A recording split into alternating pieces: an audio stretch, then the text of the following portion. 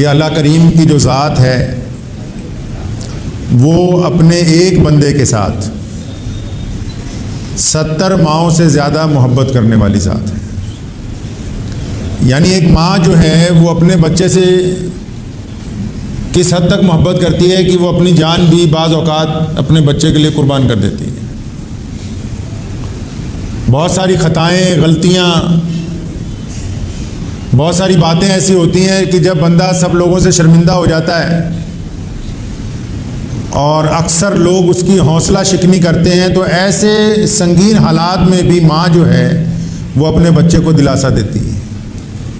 پوری دنیا اس کی مخالف ہو جاتی ہے لیکن ماں اپنے بچے کا ساتھ دیتی ہے. پوری دنیا خرابیاں نکالتی ہے اگر کسی فرد کے اندر، لیکن ماں جو ہے وہ پھر بھی اپنے بچے کی خوبیاں بیان کرتی ہیں.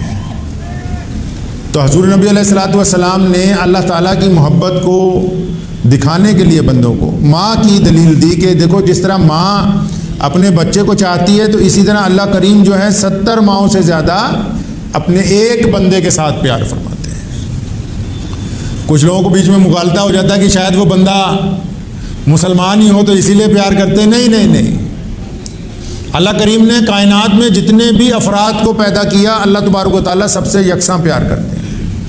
قرآن پاک میں اللہ تبارک و تعالیٰ کی صفات بیان کرتے ہوئے جب کہا گیا الحمدللہ رب العالمین، تو کہا کہ تمام تعریفیں اس کے لیے ہیں، اس کے لیے نہیں جو رب ہے، اس کے لیے نہیں جو طاقتور ہے.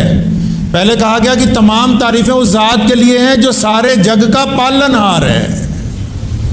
لفظ پالن ہار کو استعمال کیا گیا تاکہ یہ بتایا جا سکے پوری دنیا کے لوگوں کو کہ اللہ کریم کی جب رحمتوں کا نزول ہوتا ہے تو وہ سب پر یکساں طور پر ہوتا ہے. اب کتنے لوگ ان کو وصول پاتے ہیں کتنے نہیں، یہ ان کے اعمال کے لحاظ سے. کتنے لوگ جھولی پھیلا کے اللہ تبارک و تعالیٰ کی رحمت کو سمیٹ لیں، کتنوں کو توفیق نہ ہو کہ وہ اللہ تعالیٰ کی حضور سرب سجود ہوں.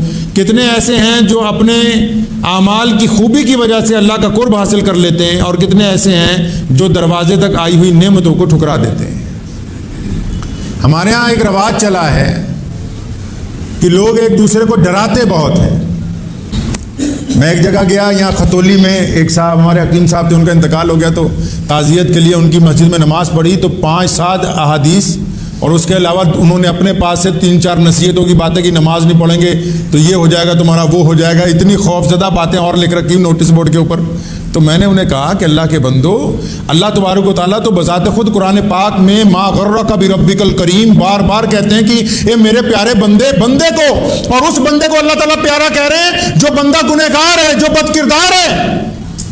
تم تو اسے پیارا کہتے ہو نا جو شکل صورت سے اچھا لگتا ہو، جو کاروبار زیادہ بہت اچھا کرتا ہو، جس کے پاس سرمایہ بہت اچھا ہو، جو تمہارا رشتہ دار ہو، جو تمہارا خونی بھائی ہو، تمہارا بیٹا ہو، تمہارا باپ ہو، تم اسے پیارا کہتے ہو. اللہ کریم نے انہیں پیارا کہا جن کو دنیا نے دھتکار دیا، جو دنیا کے بدترین لوگ کہلائے جاتے ہیں، جو کہ گناہوں کی دلدل میں دھسے ہوئے ہیں. اللہ کریم نے ان کو صدا لگائی ما غرک بربک الکریم، کہ میرے پیارے بندے تجھے مجھ سے کس نے غلط فہمی میں ڈال دیا، تو میری طرف آ تو صحیح، میں تجھے بخشنے کے لیے تیار ہوں. پتہ لگا دین حوصلہ شکنی کا نام نہیں ہے. شریعت نے ان باتوں کی تلقین دی ہے. ہم تو فتویٰ میں بڑھ گئے کہ پاجامہ اونچا ہے یا نیچا ہے، داڑھی لمبی ہے یا تھوڑی ہے، مونچھیں کتنی قطری ہونی چاہیے. وہ فروعی مسائل اپنی جگہ ثابت ہے، بنیادی طور پہ وہ ہمارے ذاتی طور پہ ہیں، لیکن جو اسلام نے اپنا آفاقی پیغام ہمیں پوری دنیا کے لیے دیا اس کو عمل میں کون لے کے آئے گا؟ اس کی تعلیم تو اس کے ساتھ ساتھ بہت ضروری ہے کہ ہم اپنی ذاتی طور کے اوپر ہی، اپنی ذاتی مسائل کے اوپر ہی ایک دوسرے کے درمیان میں لڑتے رہ جائیں گے اور اسلام کا پیغام کوئی ہم تک پہنچائے گا نہیں. اب شب برات آ رہی، نبی اکرم صلی اللہ تعالی وسلم کی متعدد احادیث ہیں شب برات کے متعلق. مجھے اکثر ایک صاحب کا شعر یاد آ جاتا ہے، وہ کہتا ہے عقیدے منجمد اپنی جگہ پر، مطلب جو عقیدہ ہے نا وہ تو اپنی جگہ کھڑا ہوا ہے، مطلب منجمد جم گیا ہے. عقیدے منجمد اپنی جگہ پر، اماموں کی قبائیں لڑ رہی ہیں. اب کوئی یوٹیوب پہ لگا ہوا ہے حرام ہے، کوئی لگا ہوا ہے حلال ہے، کوئی لگا ہوا ہے روزہ نہ رکھو، کوئی لگا ہوا ہے مسجد میں نہ جاؤ، کوئی کہہ رہا ہے فلاں جگہ نہ جاؤ. عبادت کی جو روح محمد الرسول اللہ نے عطا کی ہے، احادیث میں جتنی بات آ گئی، آپ اس مثبت بات کو قوم کو کیوں نہیں بتا رہے ہیں؟ کیا اختلاف سے بنا اختلاف سے بچ کے کوئی راستہ اسلام نے اللہ اور اس کے رسول تک جانے کا نہیں دیا ہے؟ ایک مسجد ہے پوری دنیا کی سب سے بڑی مسجد جس کو بیت اللہ کہتے ہیں، اس میں شیعہ جاتے ہیں، سنی جاتے ہیں، بریلوی، انصاری، قریشی، پٹھان، اہل حدیث، اور وہ تمام کے تمام اپنے اپنے طریقہ کار کے مطابق نماز ادا کرتے ہیں. ان کی ہو رہی ہے اور آپ کی ہو نہیں رہی ہے ایک مسجد میں. جتنے عقائد ہیں پوری دنیا میں مسلمانوں کے درمیان، اب وہ چاہے نیت یہاں پر باندھ لے، چاہے یہاں پر باندھ لے، چاہے وہ رفع دین کرے یا نہ کرے، یہ تمام کی تمام محمد الرسول اللہ کی سنتیں ہیں. تو ایک دوسرا بندہ اگر کسی اور سنت کی ادائیگی کر رہا ہے اور آپ اس سنت کی ادائیگی کو وجہ بنا کر اپنے بھائی کی دشمنی کر رہے ہیں، تو پھر آپ کوئی اعلیٰ ترین مسلمان نہیں بن گئے ہیں. دل میں اتنی جگہ ہونی چاہیے کہ اپنے دوسرے مسلمان بھائی کو آپ مسجد کے اندر اس کے امام کے مطابق نماز پڑھنے کی اجازت. ٹھیک ہے، آپ کو آپ کے عقیدے سے کوئی نہیں ہلا رہا، آپ جس امام کی اقتدا کر رہے ہیں کرتے رہیے، لیکن اگر کوئی دوسرا آدمی اپنے امام کی اقتدا کے مطابق اپنے مسائل کے مطابق نماز پڑھ رہا ہے تو آپ میں اتنی بھی اب اخلاقیات نہیں باقی بچی کہ آپ لکھ کے لگائیں گے کہ فلاں آدمی اندر داخل ہوگا کہ فلاں آدمی نہیں داخل ہوگا. شب برات کی رات ہے یار، اتنی بات تو حدیث پڑھ کے دل سے پوچھ لیا کرو نا، کیا جائز ہے کیا ناجائز ہے. دل اگر یہ کہتا ہے کہ شب برات کو پٹاخے بجانے چاہیے، پوچھو نا اس دل سے. اگر یہ کہتا ہے نہیں یہ ہمارا رواج نہیں ہے تو مت بجاؤ. اگر دل یہ کہتا ہے سج دھج کے سڑکوں پہ ساری رات گزارنی اچھا نہیں لگتا، یہ آوارہ گردی ہے، تو پھر مت پھرو سڑکوں پہ رات کو عبادت کر لو. اس میں فتوے کی تو کوئی ضرورت نہیں ہے. بندے کا سب سے بڑا مفتی اس کا دل ہے. حضرت مولانا رشید صاحب، احمد رشید صاحب لدھیانوی رحمۃ اللہ علیہ، مفتی اعظم جنہوں نے احسن الفتاوی لکھا ہے. آج بھی کسی مدرسے میں جب کوئی فتویٰ لکھا جاتا ہے تو احسن الفتاوی کھولا جاتا ہے. پہلے انہوں نے لکھا ہے کہ اگر بندے پر کوئی مصیبت آ جائے اور اس کو یہ پتہ کرنا ہو کہ یہ مصیبت رحمت ہے یا عذاب ہے تو کسی مولوی سے پوچھنے کی ضرورت نہیں، اس دل سے پوچھو. لکھتے ہیں کہ اگر پریشانی آنے کے بعد، بیماری آنے کے بعد، مصیبت آنے کے بعد، گھر میں فساد آنے کے بعد، کاروبار میں نقصان ہونے کے بعد، لوگوں کے درمیان برا بننے کے بعد، اگر ایک بندہ وہ گناہ نہیں چھوڑتا جو مصیبت آنے سے پہلے کرتا تھا، مثال کے طور پہ ایک بندے کو زبردست نقصان ہو رہا ہے اور وہ بندہ کوئی بدترین گناہ کرتا ہے، نقصان کے باوجود گناہ نہیں چھوڑتا، تو مفتی صاحب نے لکھا ہے یہ اللہ کی طرف سے عذاب ہے اس کے لیے. یہ مصیبت کیا ہے جی؟ عذاب ہے. اور اگر مصیبت آنے کے فوراً بعد گناہ سے توبہ کر لیتا ہے، وہ گناہ نہیں کرتا جو مصیبت آنے سے پہلے کرتا تھا، تو فرماتے ہیں کہ یہ اب آزمائش ہوگی اور اللہ کریم اپنے فضل سے اس آزمائش سے بندے کو باہر نکال دیں گے. تو یہ تو ہمیں اپنے دل کے پاس ہی سب سے بڑا مفتی رکھا ہوا ہے. اللہ تعالیٰ کریم نے ہمارے دل میں ہی رکھی ہے بات. تو اپنے دل کو کیوں نہیں پوچھتے بار بار کہ یہ کام صحیح ہوا ہے کہ نہیں ہے؟ حضور صلی اللہ علیہ وسلم کیا ایسا کر سکتے ہیں؟ نعوذ باللہ کیا اس دور میں ایسا ہوا ہوگا؟ جو باتیں تمہارا دل گواہی دیتا کہ یہ نہیں جچ رہی، یہ دوسروں کی قوم سے مشابہت رکھتی ہیں، تو ان باتوں کو چھوڑ دیں بس. بعض اوقات صرف اپنے فتوے دینے کی وجہ سے کوئی صاحب کہہ رہا ہے جی 14 شعبان کو عبادت نہیں ہونی چاہیے، یہ نہیں ہونا چاہیے. محمد رسول اللہ صلی اللہ علیہ وسلم نے بذات خود اس رات کو اللہ تبارک و تعالیٰ کی عبادت کی ہے. اب کوئی بندہ کتنی کرتا ہے کتنی نہیں کرتا یہ اس کا معاملہ ہے، لیکن یہ تو سمجھیے نا کہ اللہ نے بہانے بنائے. شب قدر کو، شب برات کو، رمضان مبارک کو، اللہ کریم نے آپ کو بہانے بنائے ہیں کہ بھئی اس بہانے میرا بندہ آ کے اپنی مغفرت کروا لے، اس بہانے بندہ اپنی مغفرت کروا لے. اب اگر کوئی بندہ 14 شعبان کی رات کو ہی سویا رہے یا لیلۃ القدر کی رات کو رمضان مبارک میں تلاش ہی نہ کرے، تو پھر یہ تو اتنا تو ہم مانتے ہیں کہ اس نے ایک اچھا موقع کھو دیا، اس نے ایک وقت اس کی زندگی میں بہترین آیا وہ ضائع کر دیا ہے. تو ایسے وقت کو ضائع کرنے کی بجائے کیا بہتر نہ ہو کہ وہ اطمینان قلب کے ساتھ سکون سے جا کے مسجد کے اندر عبادت کرے؟ بہت بہترین کپڑے پہننے کی بجائے یہ بہتر نہیں ہے کہ ان کپڑوں کے پیسے کسی ایسے غریب کو دے دے جس کے پاس تن دھرنے کے لیے کپڑا نہیں ہے؟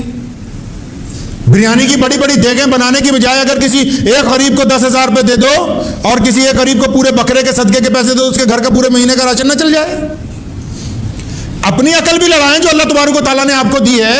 اتنا بہترین دین دے دیا اور خاتم النبیین کی امت میں ہمیں پیدا فرمایا اللہ تبارک و تعالیٰ نے. اور آپ اندازہ لگائیں کہ دنیا کی سب سے بڑی امت ہے، کائنات کی سب سے محبوب امت ہے، اللہ تبارک و تعالیٰ خود اس کی طرف نظر رحمت سے دیکھتے ہیں، اس کے باوجود بندہ اس کو اپنے لیے اچھا نہ موقع فراہم کر سکے تو میں سمجھتا ہوں بندے کی بہت بڑی بیوقوفی ہوگی. دوسروں کو فتوے سنانے بند کریں. میں بار بار اکثر جہاں جاتا ہوں مسلمانوں سے بار بار اپیل کرتا ہوں، خدا کا واسطہ ہے وہ دوسروں کو تانے دینے چھوڑ دو، خدا کا واسطہ ہے دوسروں کو مسئلے نہ بتاؤ. یہ دیکھو کہ یہ گنہگار بندہ کتنا اللہ کا اتباع کرتا ہے کتنی نہیں کرتا. तुम दूसरे को पहले सीधे रास्ते पे लाने की बजाय कभी अपने गिरेबान में झांक के देखो, मेरे पास माँ बाप की इताअत है या नहीं है, मेरी बीवी मुझसे राजी है या नहीं है, मैं अपनी औलाद के लिए रहम करने वाला हूं या नहीं हूं, मेरा दोस्त मेरा साथ मुखलिस है या नहीं है, मैं अपने दोस्तों का वफादार हूं या नहीं हूं, मेरे अपनी पड़ोसी के साथ दोस्ती है या नहीं है, मैं अपने सके भाइयों के साथ दिल में मोहब्बत रखता हूं या नहीं रखता हूं। पहले अपना मामला तो तय हो जाए कि हम कैसे हैं। अपना मामला खराब है, दूसरों को फतवे पे फतवे दे रहे हैं। अल्लाह तबारक व तआला ने सबसे पहले आपसे बात करनी है। कब्र के फरिश्ते ने ये नहीं पूछना कि तू अपने पड़ोसी को फजर में ले जाता या नहीं ले जाता था, उसने ये पूछना तू नमाज पढ़ता था कि नहीं पढ़ता था, ये बता। पहला सवाल आपसे होगा। और भाई बेइंतहा लोग ऐसे हैं, लोगों को डराने में लगे हुए हैं कि ये नहीं करोगे ये हो जाएगा, ये नहीं करोगे वो हो जाएगा। शरीयत ने इस जुज का खात्मा किया है कायनात में। कायनात में था क्या मुहम्मद रसूलुल्लाह सल्लल्लाहु अलैहि वसल्लम से पहले, सिवाय लोगों के डराने के और काम क्या हुआ है दुनिया में। और आज भी जिनकी आजादारी है, आज भी कायनात में जो बड़ी बड़ी पावरें हैं, वो लोगों को अपने मिजाज के मुताबिक चलाना चाहती हैं। तो क्या हम भी वैसे ही बन जाए? नहीं, हमें मोहम्मद रसूलुल्लाह सल्लल्लाहु अलैहि वसल्लम ने बेहतरीन इखलाक की तालीम दी है, बेहतरीन इखलाक की तालीम दी है। ये हुजूर अकरम सल्लल्लाहु अलैहि वसल्लम ही तो जिन्होंने डरने का कोई दर्स उम्मत को नहीं दिया है। जब मदीना मुनव्वरा तशरीफ़ लाए, अभी थोड़ा ही अरसा गुजरा है, ना माल है, ना दौलत है, ना इक़्तिदार है। मदीने के यहूदी हुजूर सल्लल्लाहु अलैहि वसल्लम के मुखालिफ हैं। वहाँ पर सहाबा इकराम के पास कोई ज़्यादा वसाइल नहीं है, कारोबार अभी ज़्यादा शुरू नहीं हुए हैं, कहत साली है। उस दौरान भी जब मक्के के गवर्नर ने, अबू जहल ने, उतबा ने, वलीद ने, अबू लहब ने जब धमकी दी ना कि हम मुसलमानों को ख़त्म करने के लिए आ रहे हैं बदर की तरफ, मोहम्मद रसूलुल्लाह दुश्मन से भी 2 दिन पहले मैदान बदर के अंदर पहुँच गए। पूरी कायनात को दर्स दिया है कि इंसान इंसानों को डराए नहीं, इंसान इंसानों को खौफजदा ना करें। जो लोग अपने रिश्तेदारों को डराते हैं, भाई बहनों को डराते हैं, पड़ोसियों को डराते हैं, याद रखें जो इबादत गुजार बंदा अपने अजीज़ व अकारिब को, चाहे वो मुसलमान है चाहे वो गैर मुस्लिम है पड़ोसी, अगर जानबूझ के उनको डराता है, उनको खौफजदा करता है, तो ऐसे बंदे की इबादत कबूल नहीं हो सकती है। शब बारात की रात आ रही है, तौबा करने का बड़ा पुरहसीन पुरखलूस मौका है। ऐसे मौके कम आते हैं कि अल्लाह तबारक व तआला बजाते खुद जिस दिन आवाज़ दे के हमारी तरफ हाथ बढ़ा रहे हो कि आ जाओ। अक्सर हम लोग, मैं जलसों में जाता हूँ तो मगफिरत की, अपनी और अपने साथियों की मगफिरत की दुआएं मंगवाता हूँ। एक साहब मुझे कहने लगे कि ये क्या बात हुई, आप ये कहने लग पाते हैं अल्लाह हमारी जितने लोग यहाँ बैठे हम सबकी मगफिरत फरमा। मैं कहा मरने के बाद पता नहीं कोई मगफिरत की दुआ करे ना करे, जब अल्लाह ने तुम्हें हिम्मत दी है तुम तो कर लो अपने लिए। खुद तो बजाते खुद अपने लिए कुछ कीजिए।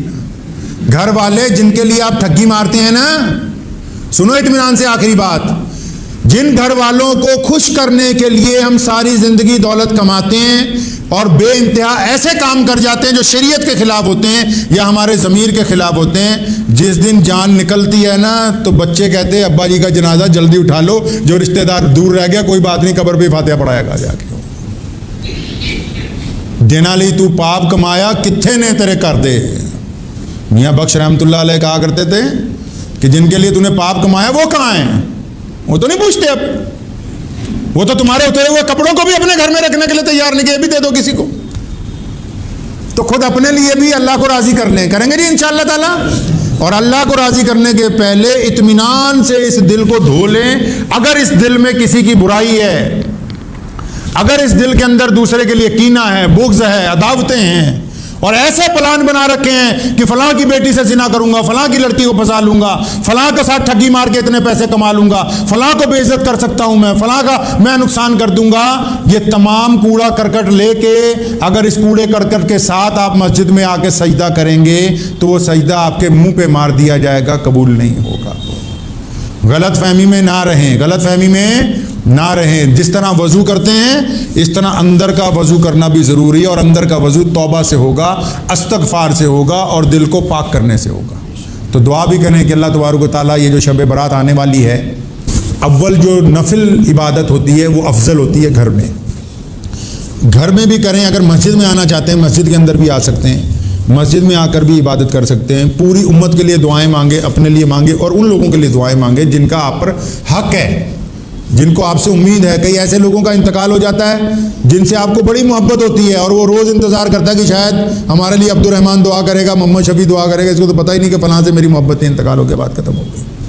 ان لوگوں کے لیے دعائیں کریں جن کا آپ پر حق ہے، جو منتظر ہیں اپنی قبروں میں کہ شاید وہ فلاں میرا دوست سارا دن میرے ساتھ پھرتا تھا، فلاں میرا وہ یار، ہم نے فلاں کام اکٹھے کیے تھے۔